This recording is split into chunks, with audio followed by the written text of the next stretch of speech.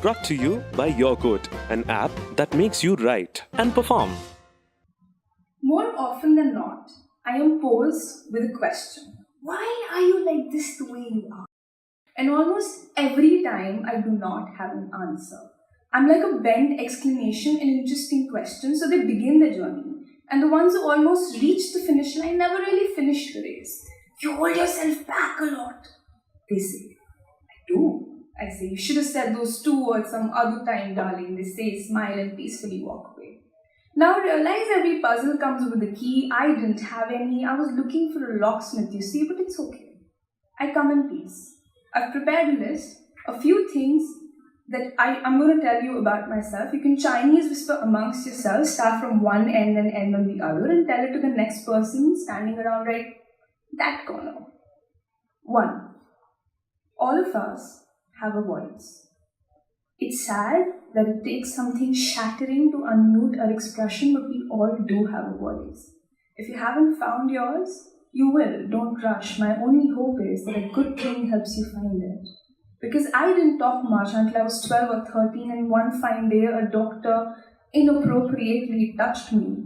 I came back home, cried silently to my 4-legged, tail-wagging buddy. I haven't shut up since then.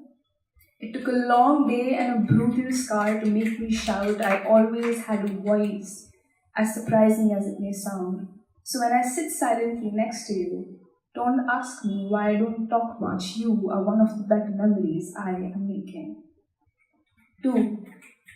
We spend almost our entire lives in trying not to love, forgetting about the faintest possibility that it might be the only purpose in this life.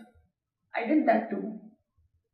Now I stopped. Now I do as much as I want to and the way I feel it, right? So I'm writing about your scars and your stretch marks and reliving your first because I wasn't there the first time around, just so that I can be more part of you on the days when I cannot be mine. Would that be too much love for me to ask or give? 3. When my mother told me that a certain someone was born after a miscarriage, I asked her about me. They wanted him, evidently, but did she want me? She did. Breathe. But she did not know that she was having me until she was, and there was almost no going back from there. I spent my days becoming worth him more for all that she lost, or probably never got. 4. It's amusing how we humans maneuver our way through the worst moments of our lives to find solace. It's amusing how we hold on to the tiniest flicker to build a new sun the next day. I'm really bad at maths, so never ask me how long it has been, and to top it all, I am a poet. I'll exaggerate. It's been 1,000 heartbeats. No, it's been 1,000,000 heartbeats since I saw him last.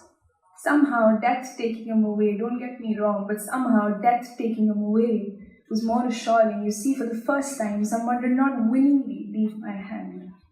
5. If only our litmus didn't measure love against the longer it stays and the more we exist, you'd know that it was, is, and will always be true. I'll tell you why, without batting an eye. The last time someone called me out and said, you should put things in your face so that you can look at least okay. She stopped right before uttering the word ugly. I saw her lips take the shape of the word and mumble. I quickly imagined myself in that moment to be what my lover sees me as. Lover, a person who loves me. The moment I was losing myself under a pile of comments that I generally pay no heed to became a moment that I found myself bringing. Only true love does that, right? 6. I have a fear of people walking away. Every time I see a loved one, my heart walks a dark alley. It is convinced that this is the last time. I used to be ashamed of it, but now I'm not. My fear helps me live a better life. It makes sure that if I were to die tomorrow, I would die without regrets because I do every damn thing possible for a person I love today. How many of us are lucky enough to say that? But my mind came up with a contingency plan. So whenever I see them, I ask them if it's not a lot to do, to turn around and leave me with a look that I can cherish for the rest of my life, just in case my heart turns out to be right on the day it shouldn't have been. 7. I was wondering when I was home, and I was wondering while I was in cab, and I was wondering throughout the show, what would have been our story like if we didn't meet the way we did? Would you still need this list? Would we still need pamphlets and booklets and manuals to figure each other out? Or would we have the courage, the will, and the patience to stay, to live through and see how the story actually turns out to be? You see, the strongest thing that we do as humans is just to be. Despite everything else, we are alike.